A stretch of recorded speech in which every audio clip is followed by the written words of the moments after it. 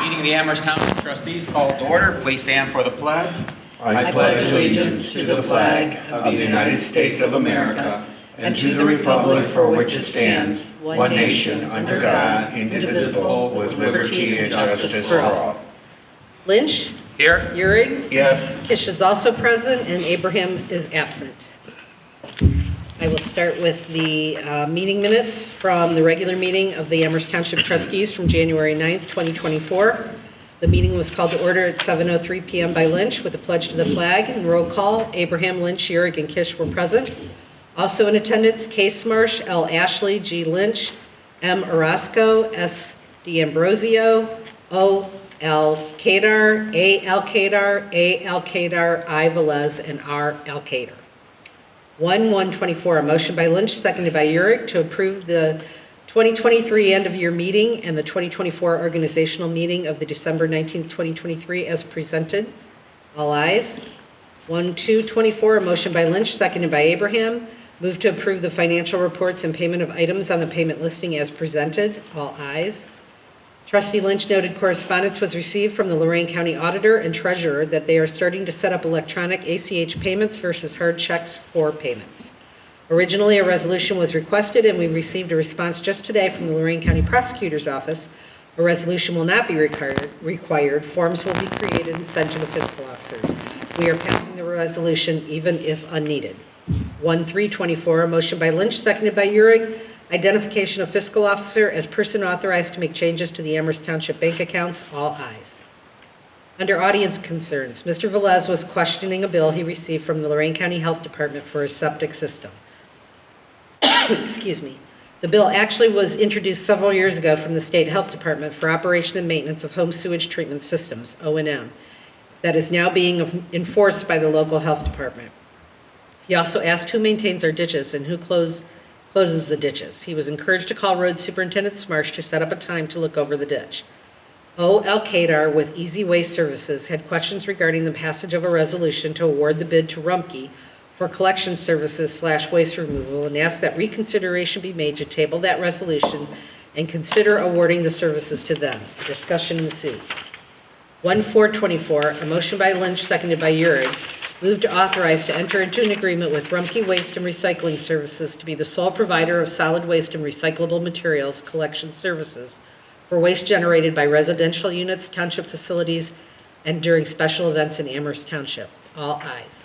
Under correspondence, Fiscal Officer Kish noted that she received correspondence from the Ohio Department of Transportation for the 2023 Highway System Mileage Certification, and the trustee signatures are needed. She will forward signed copy to the Lorain County Engineer's Office. She also noted that she was informed that Central Exterminating has recommended Rose Pest Solutions to take over their account upon retirement. Under reports, under fire, the annual meeting of the Sandstone Ambulance District is on February 1st, 2024 at the Amherst Fire Station. Under zoning, total permits for 2023 were 125, 40 new constructions, 28 fences, 25 accessory buildings, 5 patios, 3 pools, 7 decks, 3 garages, 4 signs, 7 additions, and 3 porches. Trustee Lynch said GetGo has again approached regarding the Golden Acres land. The Zoning Commission held their 2024 organizational meeting on January 2nd, 2024, and the BZA is holding their 2024 organizational on January 10th, 2024 at 6 p.m. Excuse me again. Under Road, Park, and Cemetery, Road Superintendent Smarsh reported the first round of salt was delivered. Yard waste grinding is slated for the last week of January. He received a call from a company named Green Machine that does yard waste grinding, and he will keep his information on file for next year for comparison. Ditch cleaning is going on. A mini grant is being worked on for catch bases and street sweeping, also doing maintenance on all vehicles / machinery. Trustee Euring noted a conversation he had with Barnes Nursery, and he is having trouble getting a copy of the contract they have with the city of Elyria, but verbally, the contract runs between $100,000 to $125,000 a year. Under Township Administrator, Director Ashley noted she is working on several grants. Ohio EPA Fluoride Reduction Grant is available for salt shed repair. Lorain County Public Health Grant is available that she is looking into. She did put in for the NOPEC Community Event Grant, and we should be hearing from them. Completed an additional 80 addresses for Redwood and the conditional use letters for zoning are almost complete and ready to be mailed. Under Lower Code, terms of office are going to be expiring in March, so Trustee Lynch has a resolution prepared. 1/5/24, a motion by Lynch, seconded by Abraham, move to appoint Amherst Township Representative and alternate to the Lorraine County Rural Wastewater District Board of Trustees. All ayes. Trustee Urick noted under old business for zoning that he spoke with someone who is interested in the architect position, but they were unable to attend tonight's meeting. The next regularly scheduled meeting will be Tuesday, January 23rd, 2024 at 7 p.m. at the Amherst Township Hall. 1/6/24, a motion by Lynch, seconded by Abraham, to adjourn at 8:20 p.m. All ayes. Any changes or corrections to the January 9th meeting minutes? I have none. Okay, then I'll make a motion to approve as presented.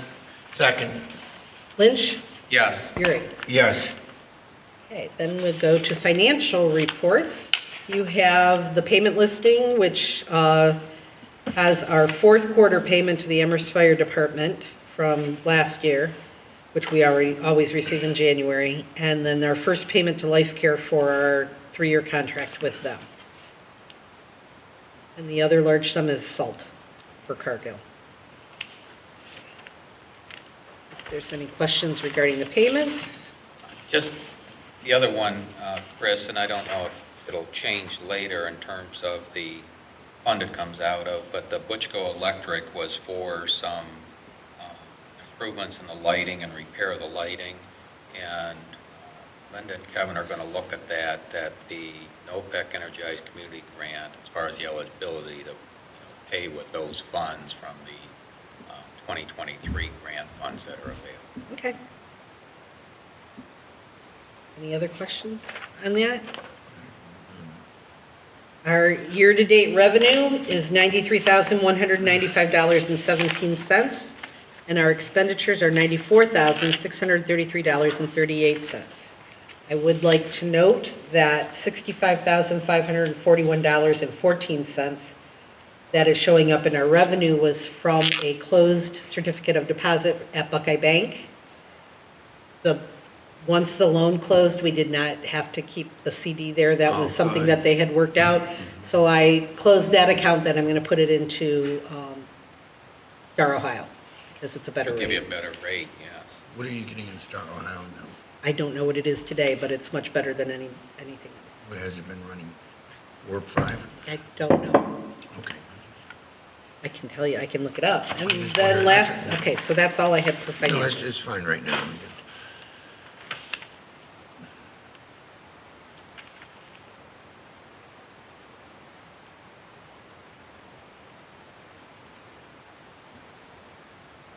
I will make a motion then to pay the bills with reservations and accept the financial reports as presented.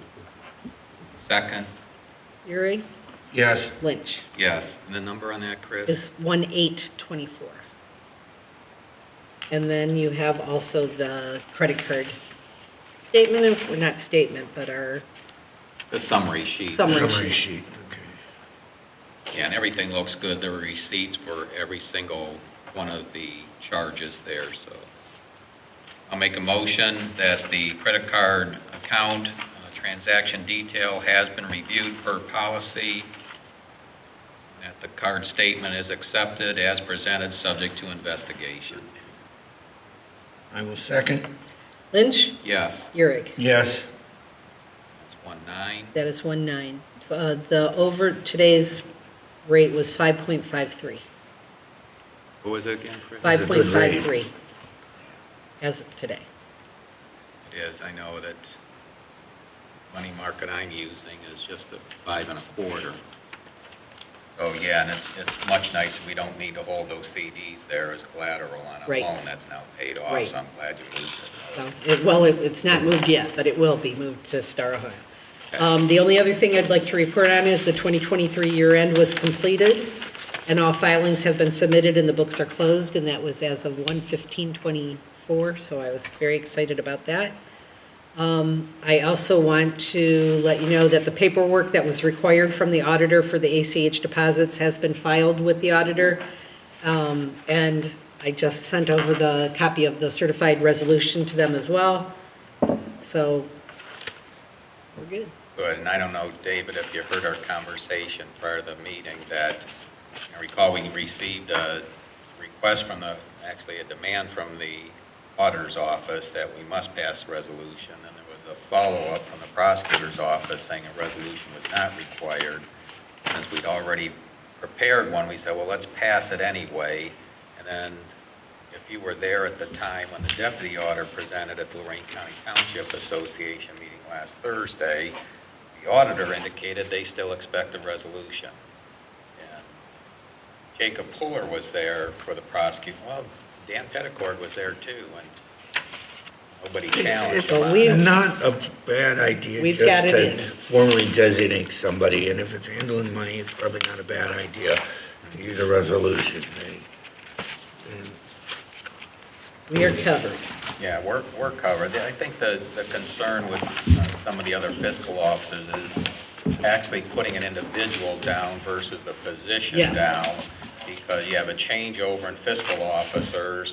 Well, now who remembers that resolution's there, and so it'll be after the fact that it comes through, and are they going to stop the ACH or not send you the funds that are due you? Correct. And, by the way, Chris, the township will be getting my funds. I did receive my first half property tax in the mail. so, Wow, okay. yeah, well, those had gone out. They had told us at the meeting last Thursday that they were in the mail, and they did show up. It actually showed up yesterday. So if you didn't We didn't receive get them yours here yet, yet. it's coming. Yeah, we didn't get them here Yeah, yet. ours is through Elyria, so that's the difference in the different zip codes that are out there. That's all I have for financials. All right, well, at this time, I'll welcome everyone in attendance between 2, and if you have any questions, now would be the time. Hearing none, okay, fine. And if you need a copy of those minutes, Chris can get those for you too after the meeting.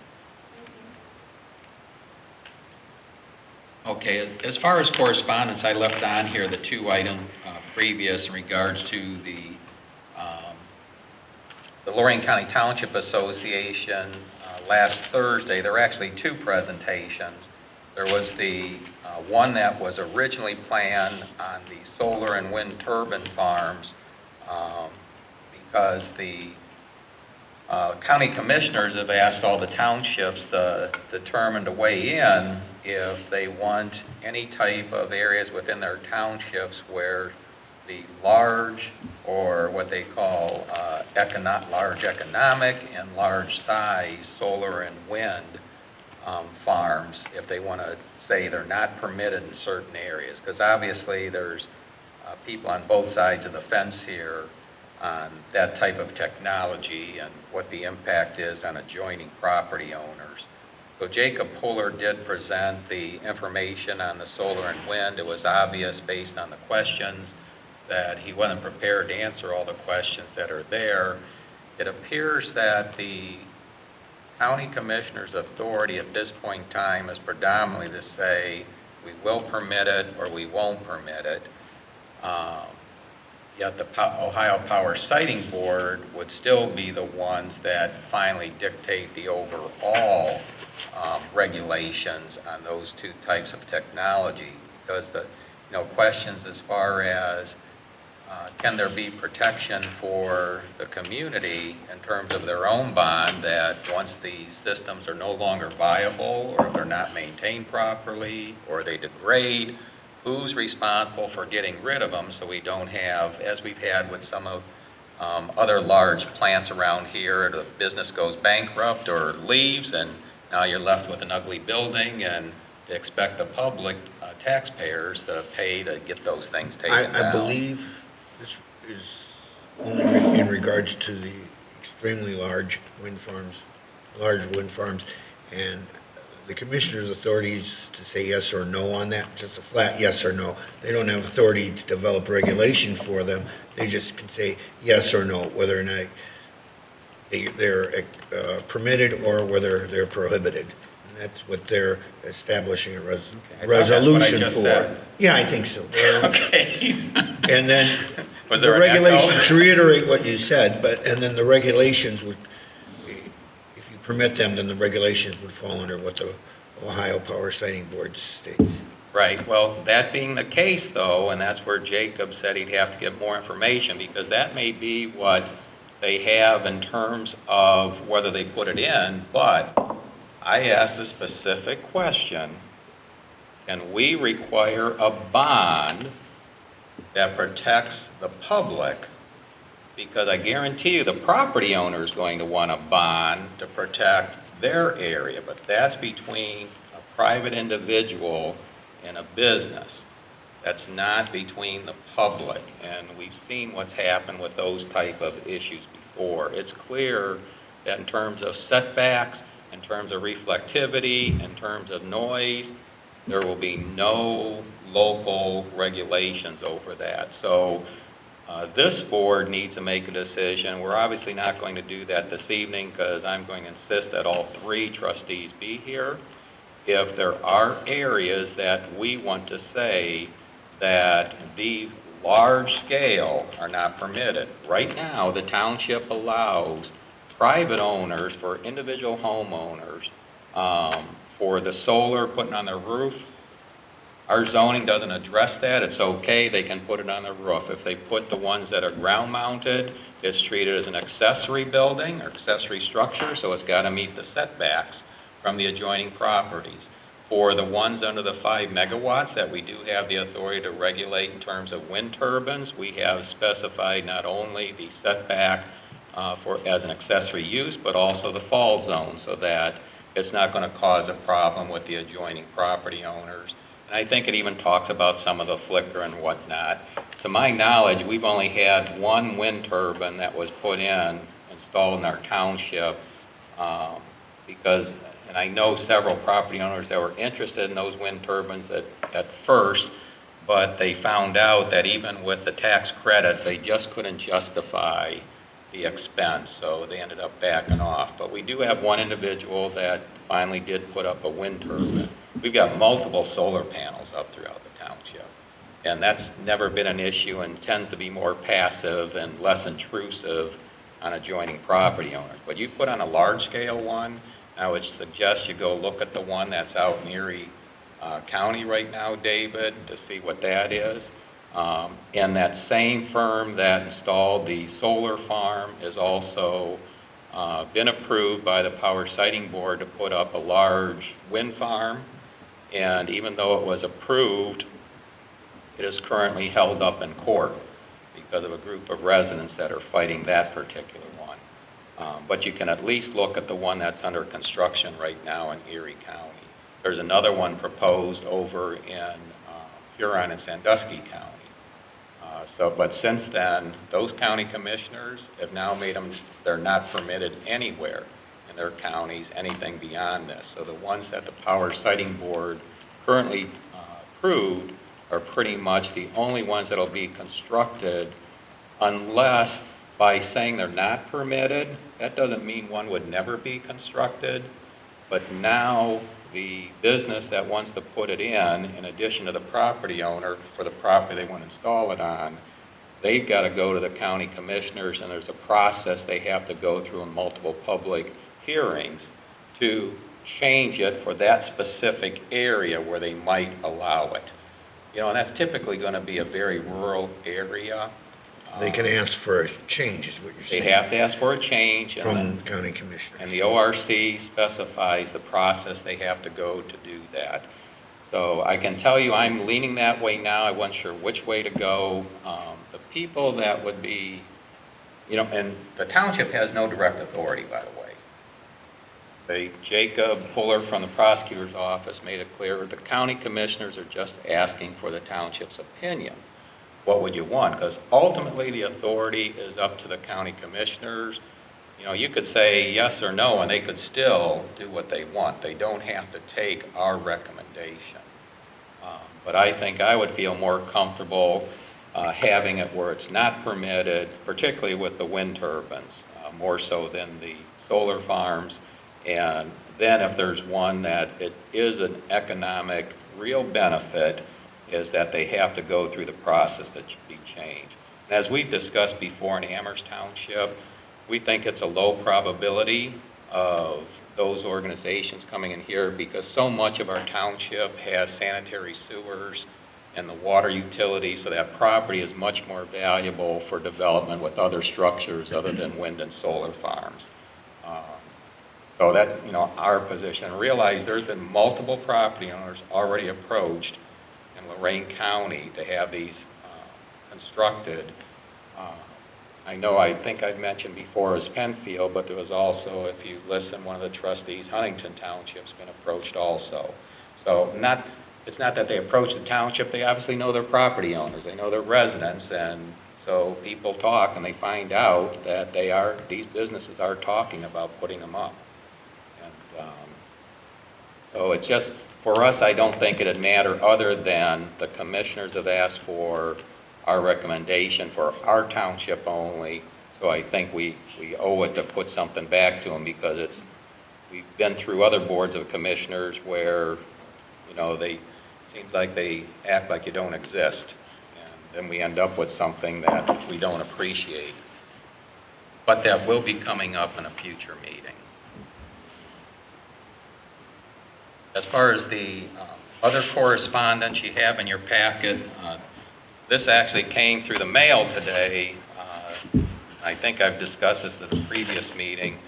This is a NOPEC Energized Community Grant. This is strictly based on the number of residential units in the township that have chosen NOPEC either for their electric or gas supplier.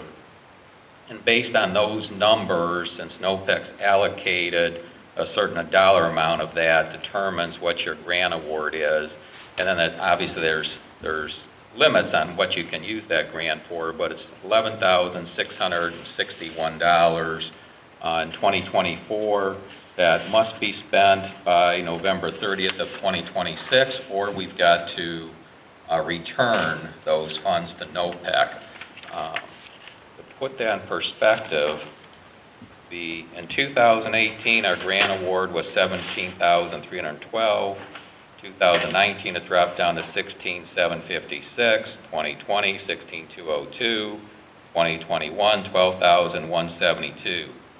Might ask, why is it going down? Because NOPEC's allocating the same amount using pretty much the same formula.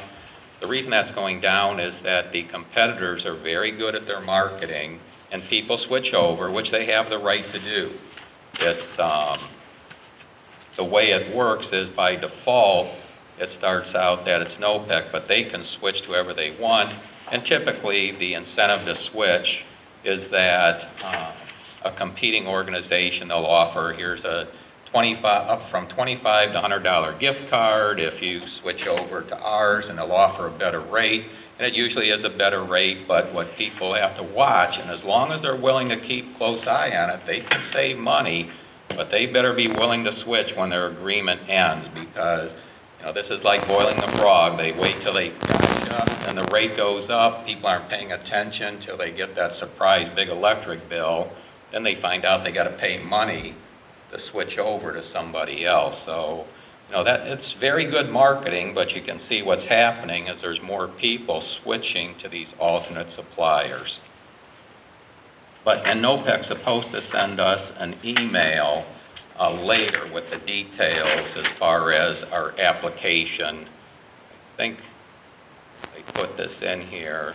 You have to have the profile done by June 30th of 2024. I'm not seeing it at the moment, but I know they do tell us there'll be an email follow-up on this with how to access this, put in the right information. We will need a resolution also in accepting the grant award. Okay, reports, we'll move on. I know Denny is our representative for the Sandstone Joint Ambulance District. He was unable to make it this evening. But we do have, the Sandstone Joint Ambulance District does have a meeting on Thursday, February 1st, 2023 at 4 p.m. at the Amherst Fire Station.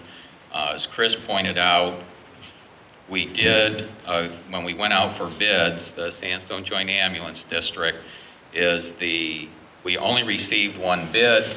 That was from Life Care, even though we expected between North Central physicians. I know there was discussions with the Central Lorraine County and Southern Lorraine County districts as far as providing service, but at this time, we only received one bid, and that was with Life Care. So each community, the city of Amherst, the village of South Amherst, and Amherst Township, to my knowledge, all passed a resolution to go with Life Care, which will be at a cost of $183,000 a year.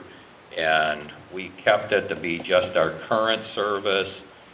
There was investigation, an alternative of adding another ambulance just dedicated to our district with personnel, but once you had everything up between you're getting over $1 million to provide that. I think it was like 1.2, and we just couldn't justify that additional cost to put that in place. So essentially, we're going to stay just at the status quo.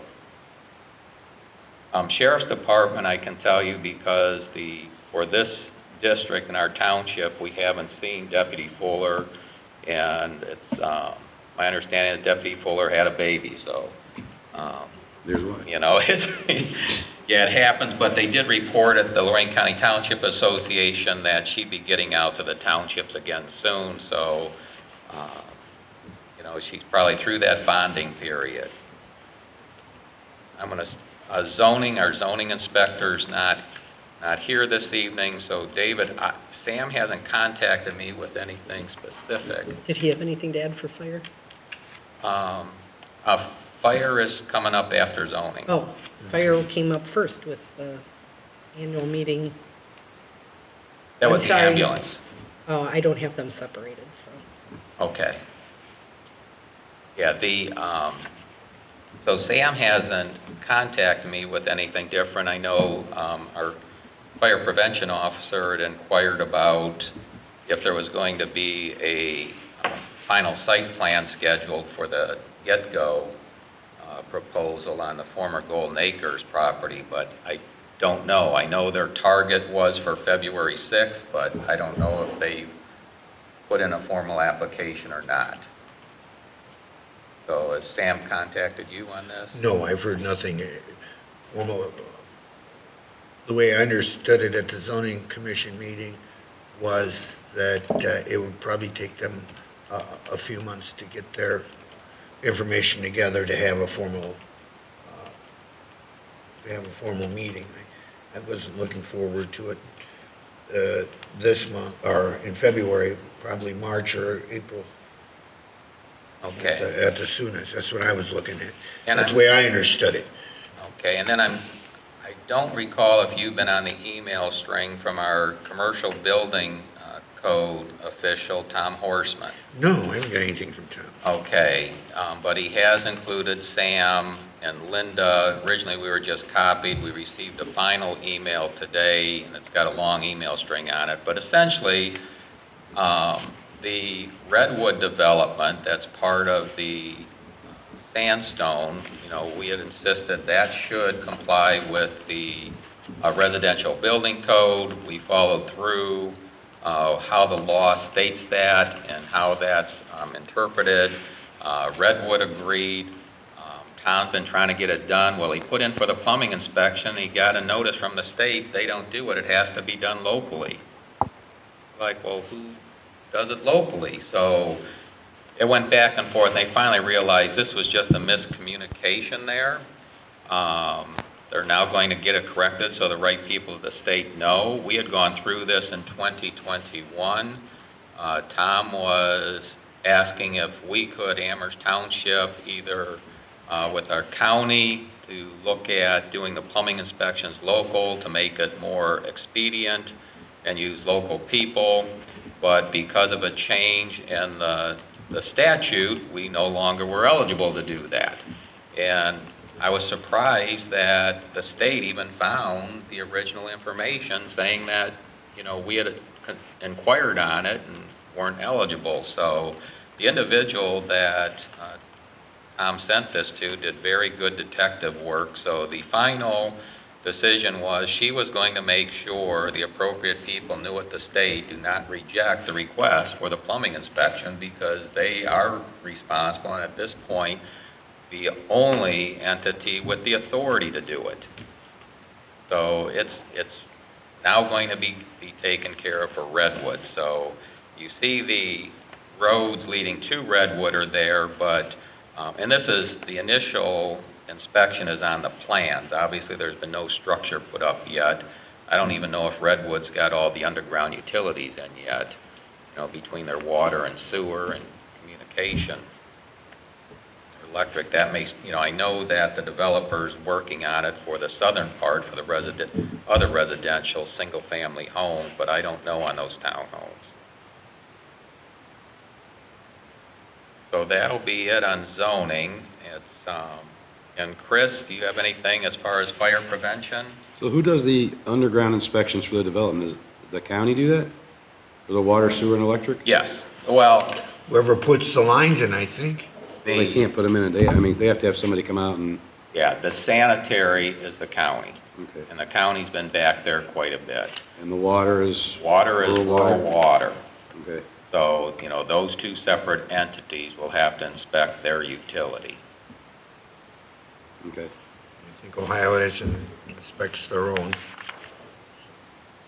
Yeah, Ohio Edison, I don't think will hook up unless they actually have somebody out there that looks at it. And set the transformers as well for them. And just like the same thing with the solar, I know they're talking about the big solar farms. There are a lot of people that put solar panels on their houses. And I think there's a certain pattern that they're allowed to put them in according to the building code.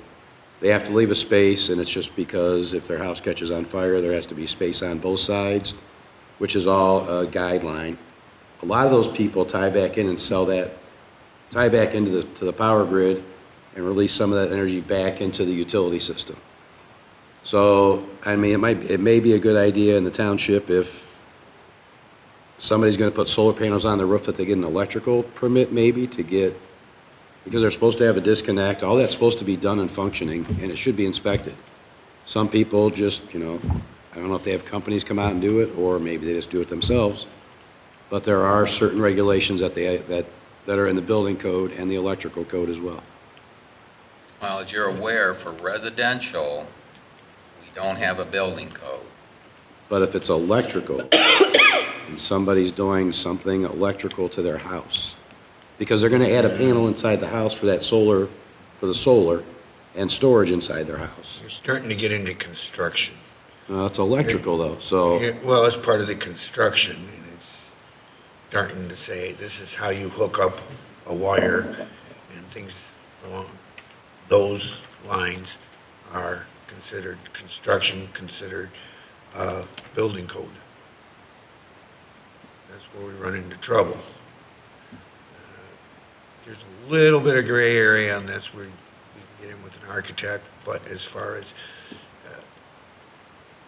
specifics on construction, we can't say how far apart your 2x4s are inside your house, but we can say that the walls,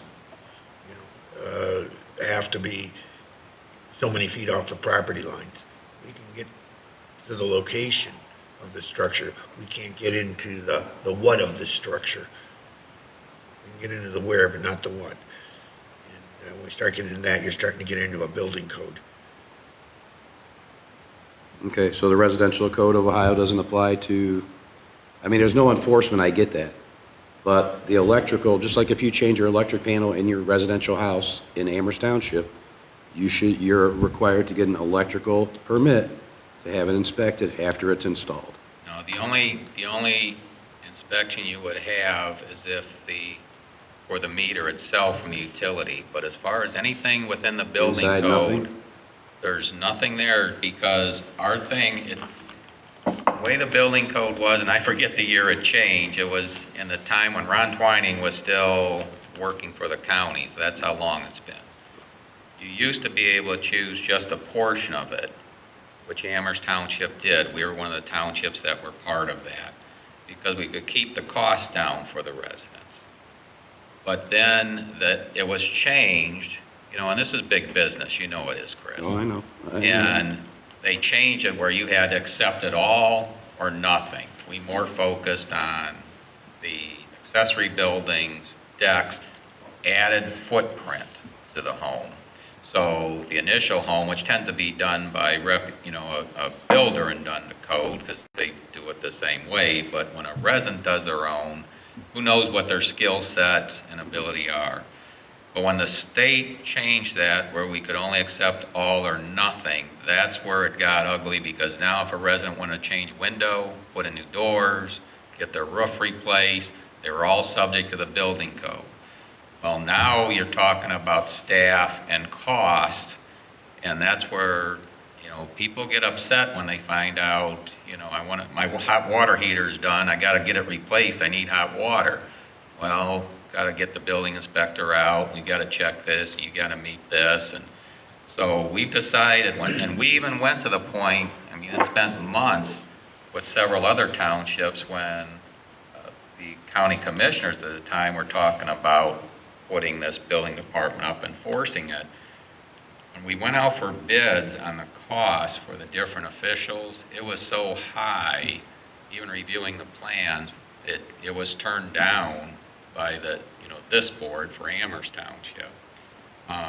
We looked at whether there was a partnership with the city of Amherst where we could work together. And we had meetings there. I think even the concern for Amherst, well, geez, now if we're doing this, how much is it going to cost? And it never got down to a final, here's your number. Well, we can't make a decision without knowing the number, knowing that that's going to put a burden on residents also. So I just don't think we have the stomach for it. And I know there is a risk that when people do those types of modifications on their own, but that's the risk that each individual is going to have to take individual responsibility for. And when those homes transfer, it's up to the new buyer to do their due diligence and hire their own inspector to make sure that they comply. And if they don't, then that's negotiation time in terms of sale price. Okay. Was there anything else there, Chris? And you're aware of the fire hydrants additions here and the township agreeing to those additional hydrants down along 58. I think we discussed that the last time. Right. I've talked to Mr. Waldecker. Okay. I think when they get close, they're going to let us know, and we're going to try to meet with them to figure out the best spot. I believe the resolution was there was two, right? I think there were two additional ones. I'd have to look at it, but the main thing was, and Joe's got that, was you guys assign location, but so that you don't have to be dragging hoses across 58 there and 5 Right. lanes of roadway. Yeah, we've had conversation with him, so he's going to let us know when they're getting to that point. So. Okay, Kevin's not here this evening. I'll be sending information to Kevin separately. Bob Cliver from Lorraine County Engineer's Office wanted us to start getting together for our chip and seal roads, is if we want to partner with the county so that we go out for one larger joint bid to get the better pricing, to contact Sean DeFall in the engineer's office, at least get the preliminary estimates on that. It doesn't hurt us to get an estimate. That doesn't mean we have to go with it, but once we say we're joining in, they want us to stick with it, because obviously the contractors bidding on it are expecting that scale of work. And if people drop out later, they probably wouldn't have bid the price they did. So I'll talk with Kevin to get that moving. I don't have anything to present on parks and cemeteries. Linda, we know, she's talked about working on several grants. One of the grants that I was trying to encourage her to keep going forward with was the EPA chloride grant, so that we can get that repair on the salt shed. The difficulty is the manufacturer is a Canadian manufacturer, and supposedly there's nobody locally that's willing to do, for whatever reason, and not that it's because of location, where you have to get the manufacturer coming down, but it doesn't appear there's anyone willing to do the repair yet. Whether they're too busy, having trouble getting help, I don't know what the reason is, but he can't even get a quote on it. And he needs a quote, he knows what work needs to be done, doesn't want to be in the situation where the road department has to do the construction. Obviously, they could, but since there's additional hardware and poles that have to be ordered from the manufacturer, if you're not familiar with putting that up, you're going to fumble around at first and be spending an awful lot of time reading directions and watching YouTube videos. So they were thinking maybe to wait until the next funding cycle, but there's no guarantee there'll be another funding cycle coming along. And though I didn't speak with Kevin, I spoke with Linda. I said, Linda, if it's something we got to replace anyway, we know what the material cost is. We may want to put the grant in anyway with an estimate of the labor, using our own estimate as best we could. Worst that happens is we estimated low, and the township will have to use more of their funds.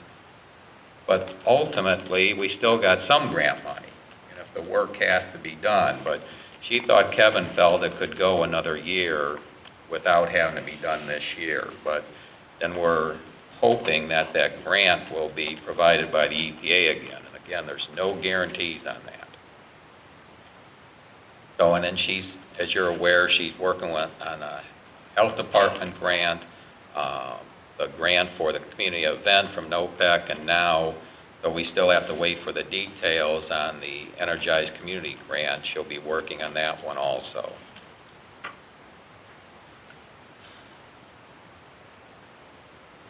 Okay, I'm going to skip any report on Lorco.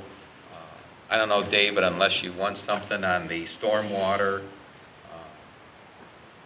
As you're aware that the grants for this year are pretty much, if we don't already have requests in, is we're not going to get one this year because the engineer, how busy they are. Well, I did not put one. We're putting in for the mini grant. But for the main grant from the Stormwater District, we're still trying to get the property owners to agree to the easement for the two projects we already have on the Bat House ditch, which is one of the main drainage courses through our area. And I couldn't see putting a third one in till we know where those finish. Because the way those grants applications were written, the one could actually be extended further based upon how the bids come in. Well, how would I put in a third one when I don't know where we're starting at?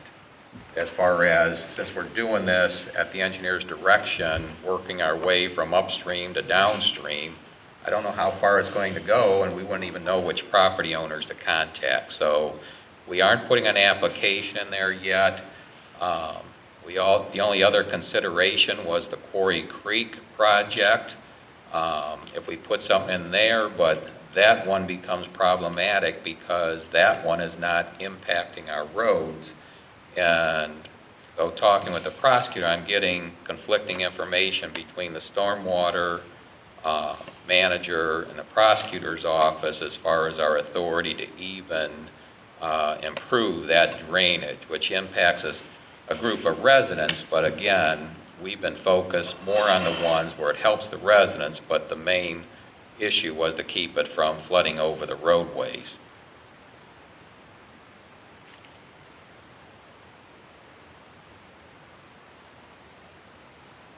As far as running down the complaints, Sam's got to take care of the property maintenance, so I can't report on that. David, on the street light there, anything on Old Middle Ridge? This time, I think I should have something next meeting Okay.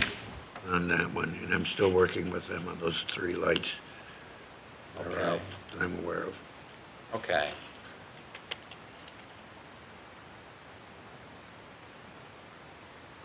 Well then, did you have anything on solid waste? Not really. We took care of the contract, awarding the contract last meeting. The Poly Committee is scheduled to meet every other month in 2024, and the concern is going to be to work on outreach and education. Okay. This year. There's about a 15-year life current usage on the landfill. Turns out that paper is still a major component in the garbage stream, the waste stream. Okay. Well, I But I did, don't have much to add now. I have nothing to add on the yard waste yet. You know, Kevin could handle that to get that ground. I don't have a status update on that. And other than that, I don't have any. now, if you keep work on the yard waste, because we've got to try and figure out how to reduce that cost. Yeah, That's get that getting down out or of get something hand. to come in. Yeah, the grant funds now are down to zero, so over time, we've gone from $72,000 to zero again. I did attend the last Wednesday for the Waste Hauling Consortium, and there was an agreement, the dates as far as the meetings for the Waste Hauling Consortium, which I have on here, so the next meeting will be April 17th. The group did agree on those dates. They will be meeting over at the training center at the Solid Waste Recycling Learning Center on Abbey Road. So everyone agreed with that, which I was real happy for, so I don't have to drive down to Grafton.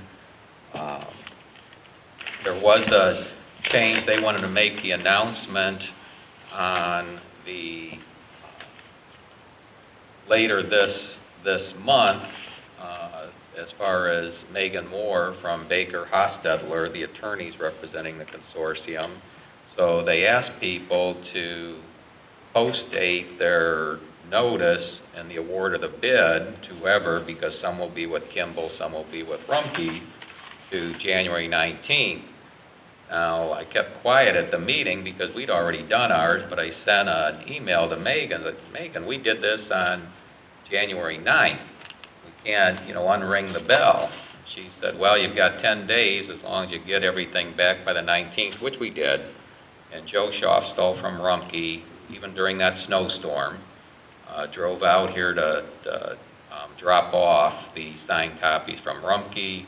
I got those signed and notarized. Linda has them on her desk for him to pick up. I scanned a copy and sent it off to Megan, because she then subsequently, after I informed her, we've got it all done, we're ready to go, she said, she asked for a copy and said she'd be corresponding with the other members of the consortium for the same thing. The only thing I didn't have in there yet was the final bid bond the final performance bond from Rumpke, which Joe said he would bring out manually. So if Megan really needs that also, we can send that later. So we're all set, and that'll make it easier for the residents. There'll be no changeover, no transfer of the waste and recycling cart. On the other items under unfinished business, is there anything else there, David, to cover? I have nothing right now. I have nothing more to add, nothing to bring forward at this time.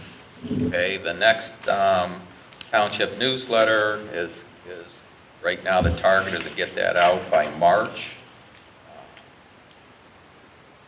And I have no other new business. I've kept the solar and wind farms on there. I know it says in the site plan review November of 2024, but obviously we'll get a decision before that. That's just a placeholder.